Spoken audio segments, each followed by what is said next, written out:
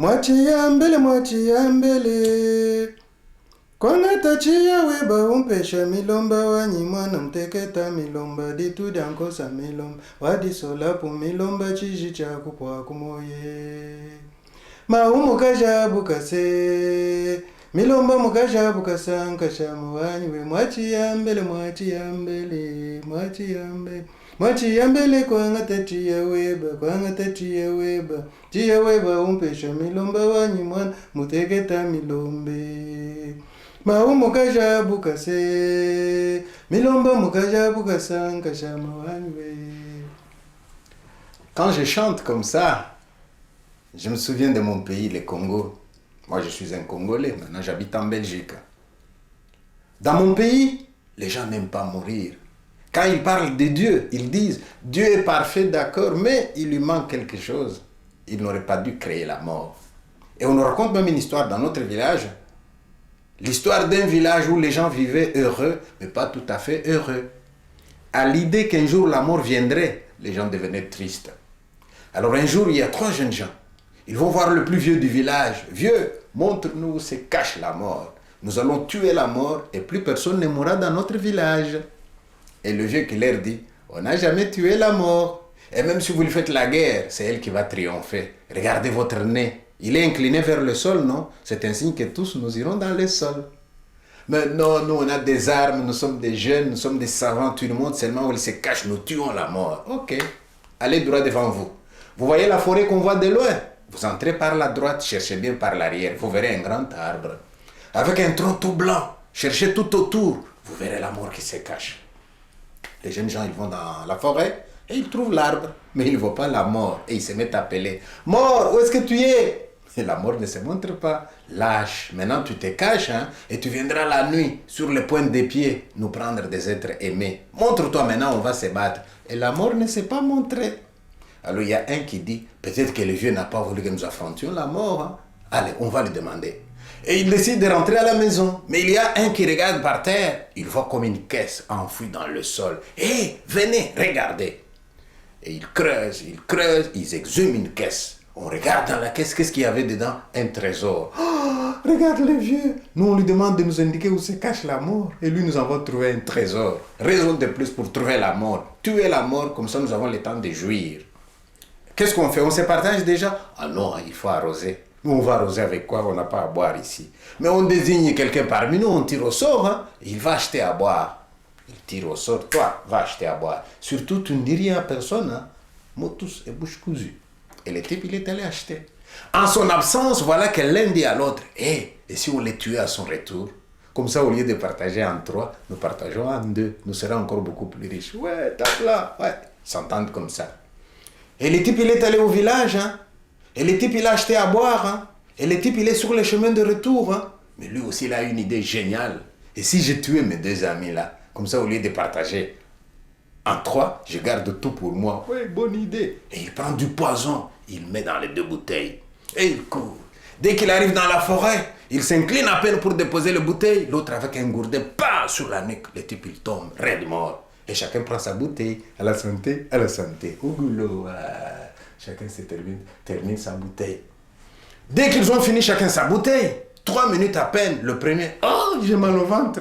Le deuxième, moi aussi. Et l'autre, mais qu'est-ce qu'il nous a fait? Posons-lui la question. Hé, qu'est-ce que tu nous as fait? Trop tard, il était déjà mort. Oh, il réalise qu'ils ont été empoisonnés. Courons vite au village, nous faire soigner, nous allons mourir. Et ils se mettent à courir. Le premier, il fait à peine 10 pas. Il tombe, il meurt. L'autre fait 12 pas. Il tombe, il meurt. Vous voyez? Ils sont morts tous les 3. Ils voulaient trouver la mort, n'est-ce pas? Ils l'ont trouvé, Si j'ai commencé par vous parler de la mort, c'est pas pour rien. C'est parce qu'aujourd'hui, je voudrais vous parler d'un grand homme. Un homme que j'aime beaucoup, un homme que j'ai rencontré. Et cet homme, il s'appelle André Bayon, un écrivain belge, mort à Marly-le-Roi, et il est mort suicidé. C'est d'abord l'histoire d'une rencontre. Eh bien, je vivais dans mon pays au Congo, et j'écrivais moi aussi des livres. Un jour, j'ai écrit un livre qui s'appelle « Femmes libres, femmes enchaînées ». Et ce livre a eu un grand succès au Congo. Il parle de la prostitution dans mon pays. Mais voilà qu'un jour, grâce à la communauté française de Belgique, on nous envoie un lot de livres qui venaient de la Belgique. Et dans ce livre, je découvre un titre, Histoire d'une Marie. Mais ce livre m'a beaucoup intéressé et l'auteur, c'était André Bayon. Eh bien, c'est quoi l'histoire d'une Marie? C'est une famille dont le papa est enseignant. Et quand il va à la retraite, n'est-ce pas? Eh bien, il maltraite un peu ses enfants. Parce qu'à l'époque, dans la pédagogie traditionnelle, les maîtres étaient autoritaires, hein? Ils pouvaient taper les enfants. Alors dans le livre, on dit, le monsieur, une fois à la retraite, il déverse sur sa fille Marie toute l'agressivité qu'il déversait jadis sur toute une classe. Et puis ils ne sont pas riches non plus. Alors tous les jours, la maman de Marie sort pour aller travailler. Et Marie, tout jeune qu'elle est, elle doit déjà s'occuper du ménage. Dans sa solitude, dans sa souffrance, voilà que Marie, devenue adolescente, tombe amoureuse d'un jeune homme qui s'appelait Hector. Mais à l'époque, la morale chrétienne était tellement forte que ces choses-là n'étaient pas permises. Mais vous savez, quand l'amour commande, les jeunes trouvent toujours des endroits pour se voir. Ça va bien, jusqu'au moment où Marie constate que ouais, dans son organisme, il y a quelque chose qui ne va pas. Eh bien, elle est enceinte. Comment ça va se passer? À l'époque, si on l'apprend dans le village, c'était un scandale. Alors Marie doit quitter le village pour éviter les scandales. Elle va en ville. Et en ville, elle est reçue chez un monsieur, disons un monsieur gentil, qui aidait ce genre de personnes. Et Marie va vivre là-bas. Et petit à petit, le ventre commence à pousser. Et Marie travaille là-bas. Jusqu'au moment où elle met au monde une belle fille qui s'appelle Yvonne. Mais à l'époque, hein, en Europe, on ne gardait pas toujours les enfants à la maison. Hein. Il y avait des femmes qu'on appelait des nourrices. Il y en avait dans le village à qui on pouvait remettre des bébés et ils gardaient les enfants. Voilà que le bébé de Yvonne va être confié à une nourrice. Et Marie reste chez le monsieur où elle travaille. Et tous les jours, il y avait une laitière qui amenait du lait et elle lui donnait les nouvelles de l'enfant. Jusqu'au jour où Yvonne était décédée. Ça a été une telle souffrance que Marie est devenue inconsolable. On a enterré l'enfant, elle est revenue à la maison, elle était triste, elle pleurait. C'est alors que le monsieur qui l'avait accueilli va vouloir le consoler. Il se retrouve donc à sa table pour une fois. Et le monsieur lui met du vin dans son verre. Bois Marie, ça va te soulager. Et Marie boit un premier verre. Deuxième verre, Marie, tu peux boire. Marie a bu un deuxième verre. Encore un verre et Marie a bu. Jusqu'à perdre le contrôle. Jusqu'à ne plus savoir où elle était. Au point que, quand elle a repris connaissance, elle était dans un grand lit. Et à côté d'elle, il y avait une barbe qui dormait. Et la barbe qui lui dit, ne t'en fais pas ma chérie. Voilà le premier pas qui est posé. Et puisque le premier pas qui est le pas le plus difficile est posé, le reste devient mécanique. Marie devient la maîtresse de cet homme-là. Le monsieur est tellement gentil qu'il lui permet même de sortir maintenant avec les jeunes de son âge, parce qu'il lui était d'un certain âge déjà. Jusqu'au jour où un jour, dans un carnaval, les hommes s'arrangent pour arracher à Marie ce qui lui restait encore de pudeur. Voilà comment Marie devient une prostituée. Et alors, Marie qui devient comme ça une prostituée, et le monsieur d'antan ne s'intéresse plus à Marie. Un jour, Marie qui est partie va revenir à la maison et il trouve une autre fille, belle, comme elle l'avait été jadis, qui a repris sa place. Alors, qu'est-ce que Marie va faire? Marie va mettre une annonce dans un journal. Dame blonde cherche monsieur pour se promener dimanche. Et voilà, l'annonce est faite. Et voilà que quelque part, un certain monsieur, André Bayon, tombe sur l'annonce. Et ça l'intéresse de rencontrer Marie. Et il fixe rendez-vous. Voilà, la rencontre va se faire donc entre André Bayon et Marie. C'est qui André Bayon? André Bayon, c'est un jeune homme originaire de la région d'Anvers. Un jeune homme qui a eu un destin particulier. Je n'aurais pas voulu être à sa place, vous savez. Dès qu'André Bayon est venu au monde, un mois seulement à peine, son papa est décédé. Et quand on voit dans ses livres, il parle de son père comme d'un monsieur tout court. Sa photo peint au mur, mais pour moi, c'est un monsieur tout court. Et André Bayon va rester donc avec sa maman, qui va se remarier aussi. Mais voilà que dès qu'il a 6 ans, sa mère décède aussi. Le destin a été terrible pour André Bayon. Et son frère Antoine est mort aussi. Il y avait mon frère Antoine, Tonec. Nous étions roux tous les deux. En tombant d'une chaise, il s'était cassé la jambe. Elle ne guérissait pas. Il portait un appareil et boitait. Nous jouions toujours ensemble. À un moment, il garda la chambre et l'on me dit qu'il était malade. Un matin, la maison fut remplie d'un vilain gargouillement de pompe. On l'entendait de la cuisine, on l'entendait de ma chambre, on l'entendait du grenier. Comment savais-je que ce râle était le bruit de la mort? Il dura des heures. J'allais m'enfermer dans la salle de bain et me cacher dans la baignoire. En écoutant le bruit, je chantonnais et pleurais. Je ne veux pas qu'il meure, je ne veux pas qu'il meure. On était à table quand quelqu'un, je pense que ce fut ma mère, vint dire « Il est mort ». Donc voilà, André Bayon, dès son jeune âge, doit déjà affronter ces situations-là. Le papa qui meurt alors qu'il n'a qu'un mois, sa maman qui meurt alors qu'il a 6 ans, et voilà son frère Antoine qui va mourir. Et pendant quelque temps, ils vont vivre avec M. Warlot qui avait épousé sa mère. Mais ça ne va pas durer longtemps. Il va y avoir un procès et finalement c'est la famille paternelle qui vient récupérer les enfants. Et là c'est tante Louise, une dame chrétienne, pratiquante, sévère. Et quand Bayon parle de tante Louise, eh bien il dit mademoiselle autorité. Heureusement, dans la famille paternelle, il y a encore le grand-père.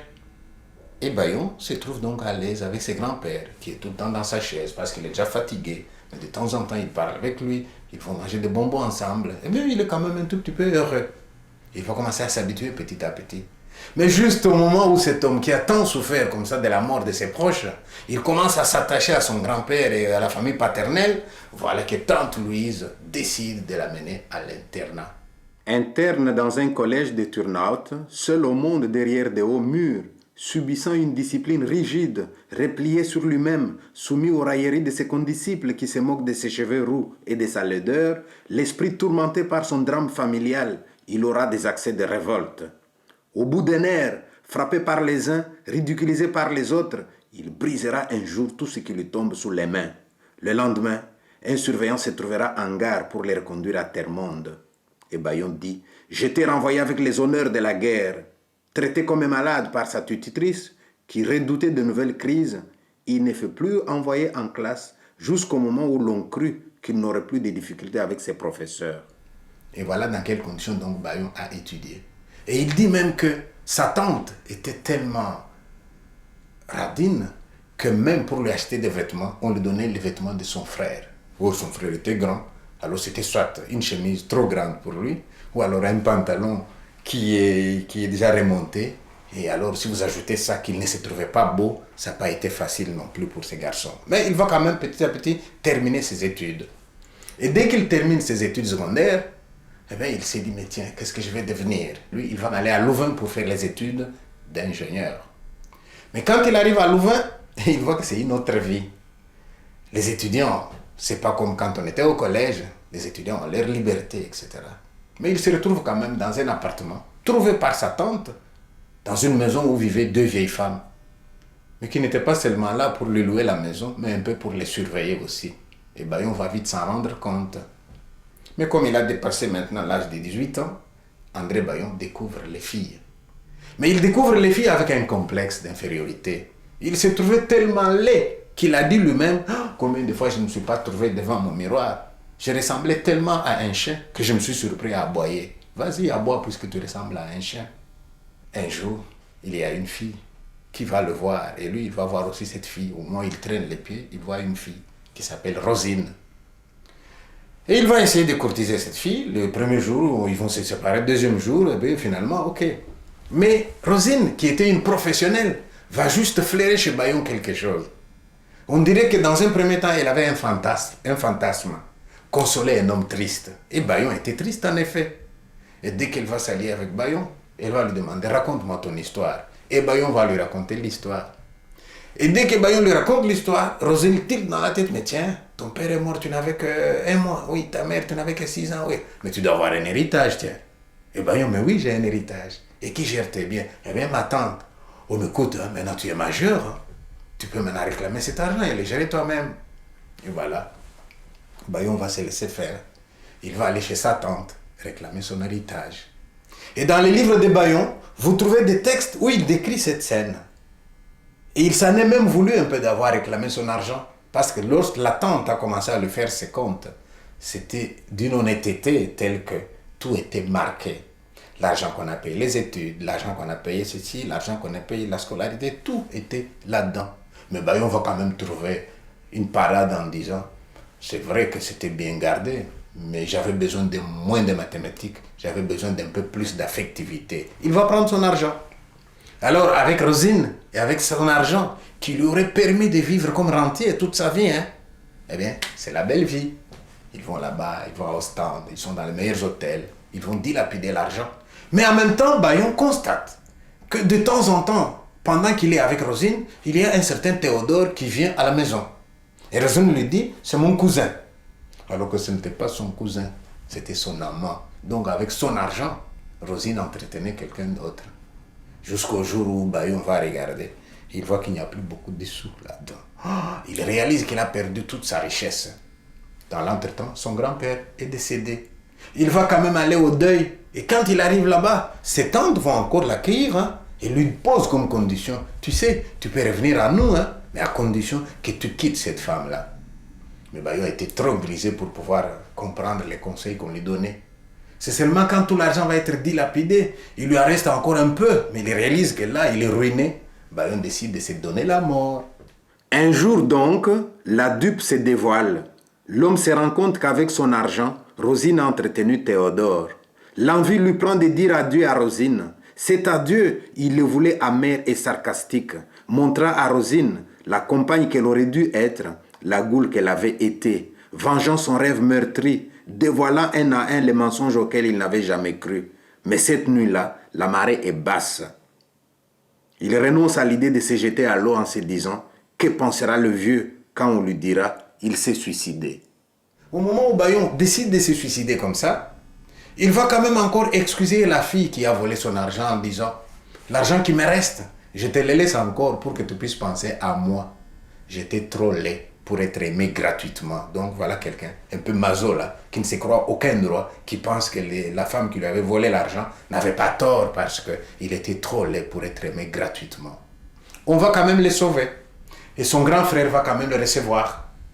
Et il va reprendre le goût à la vie.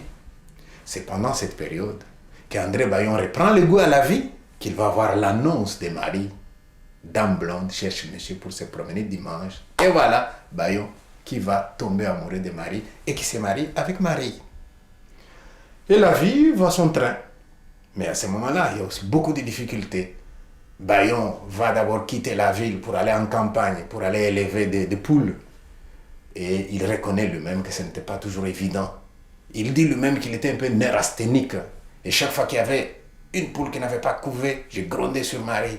Chaque fois qu'il y avait quelque chose qui n'allait pas, je grondais sur Marie. C'était toujours Marie la coupable. Mais de temps en temps, il reconnaît que Marie était très maternelle. Mais est-ce que vous pouvez vous imaginer que c'est André Bayon qui aime Marie, Marie qui fait tout pour lui. Un jour, Bayon trouve quand même du travail, rédacteur à la dernière heure. Et quand Bayon trouve du travail, un jour, il doit faire une interview de quelqu'un, d'une femme, Germaine Lévens. Et Bayon qui va pour faire l'interview de Germaine, eh bien, il tombe en extase devant cette femme, qui est de haut rang, hein, et il commence à écrire des lettres à Germaine. Mais Germaine n'en veut pas. André commence à écrire des lettres. Il continue à écrire des lettres. Mais à l'époque, il écrivait tellement bien que cette femme qui, dans un premier temps, ne voulait pas de ces lettres, elle a commencé quand même à les lire, ne serait-ce que pour goûter à la poésie des lettres. Jusqu'au moment où André va même lui écrire « Il suffira seulement des mots de ta part. Je me jette à tes pieds comme une chose. » Et André Bayon qui parle comme ça à une femme à la maison, hein, Marie. La vie continue jusqu'au moment où Germaine, de son côté, elle a une déception amoureuse. Et dès qu'elle a sa déception amoureuse à elle, elle se souvient, il y a quand même quelqu'un qui m'aime. Et voilà, elle va faire un message à Bayon pour dire qu'elle est maintenant disponible. Mais Bayon n'a pas envie de quitter Marie pour aller vers Germaine. Bayon amène Marie vers Germaine pour qu'ils puissent vivre à Troyes, à Paris. Lorsque le ménage à Troyes échouera, Bayon s'étonnera. Pourquoi donc ces femmes ne pourraient-elles pas s'entendre? Ah, que je voudrais une grande maison. Germaine à un étage, Marie à un autre, et moi devant mon bureau, et créant des œuvres dans la quiétude. Il va vivre donc écartelé entre ces deux femmes. Jusqu'au moment où Marie, qui constate que elle est la ménagère, pendant que l'autre, elle est musicienne et donne des cours de musique. L'autre, il est écrivain, elle est la ménagère, et se dit, je ne vais quand même pas être la domestique de tous ces gens. Marie se fâche, elle prend son billet, elle quitte Paris où ils étaient, et elle rentre en Belgique. J'ai oublié de vous dire que Germaine avait une fille. Et voilà qu'André Bayon va tomber de nouveau amoureux de la fille de sa femme. Et il va vivre maintenant écartelé entre Germaine et sa fille. Et il n'a pas tout à fait oublié Marie non plus. On trouve des textes où il dit « Quand j'entre dans ma maison et que je vois tel ou tel objet, rangé là par ma pauvre Marie, eh bien, ça lui rappelait des choses tristes à ce moment-là. » Dans l'entretemps, au contact de Germaine, André Bayon écrit des bouquins. Hein? Il y a même des bouquins qui ont du succès. C'est alors qu'une autre femme, Marie Desviviers, qui avait lu les livres de Bayon et qui a aimé les livres de Bayon, lui écrit une lettre. André Bayon, je t'aime.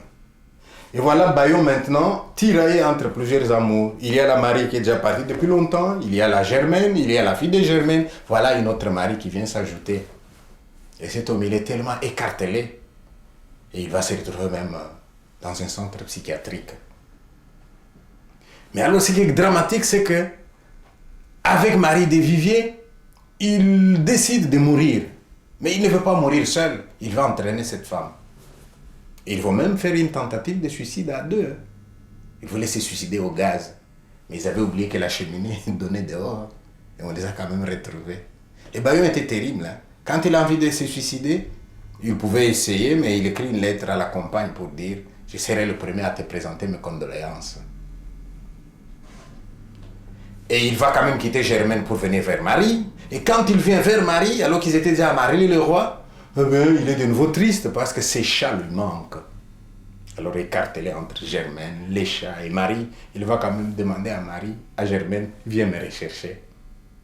André Bayon rentre de nouveau à Marly-le-Roi.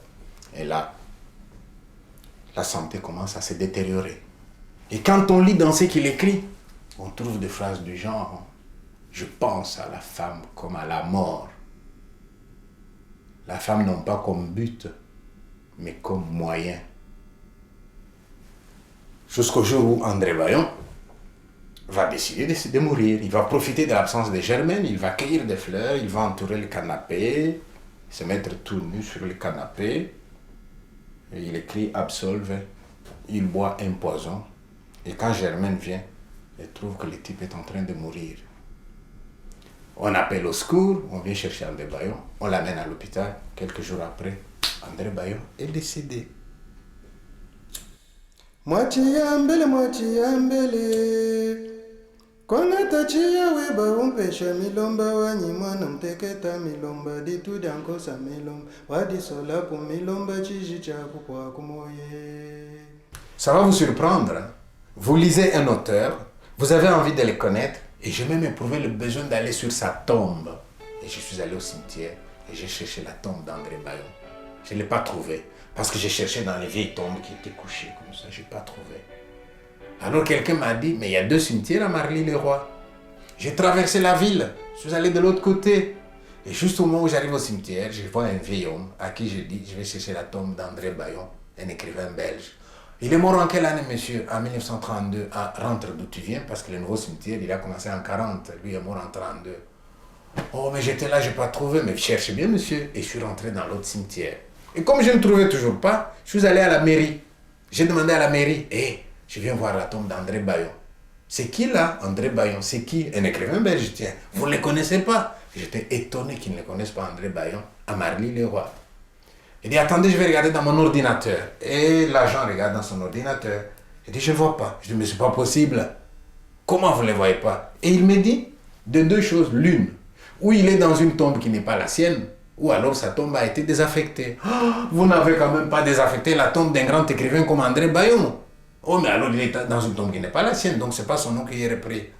Je dis, ok, est-ce que vous n'avez pas un gardien de cimetière? Lui, il pourrait savoir. Oui, on en avait un, il vient de mourir. Je dis, oh là là, André Bayon, il a de la malchance alors, c'est vraiment l'écrivain maudit. Alors j'ai dit, ok, je vais chercher moi-même, une par une. Et pendant que je marche dehors, quelqu'un m'appelle, hé, vous l'écrivez encore comment votre Bayon là? Je dis B-A-I-L-L-O-N, André Bayon. Il dit, viens, je pense l'avoir trouvé.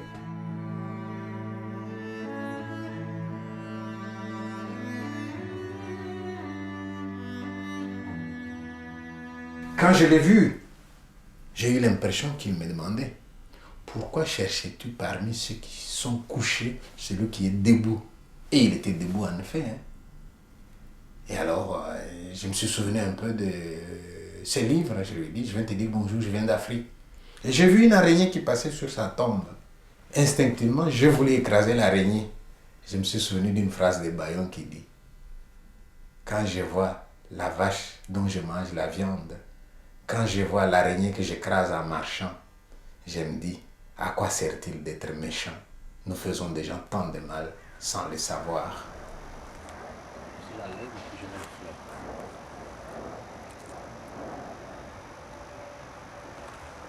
La poste des fleurs, pas seulement en mon nom, mais au nom de tous les amis des Bayon qui sont réunis entre nous.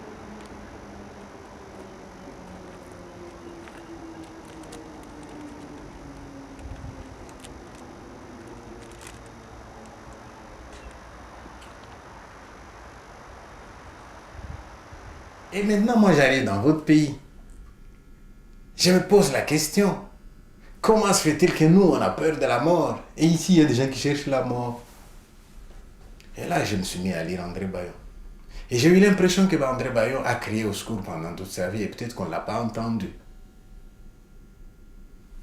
Vous n'avez qu'à lire ce livre, hein, quand il vous dit, imaginez l'enfance d'un enfant qui est orphelin, qui a manqué le père, qui a manqué la mère.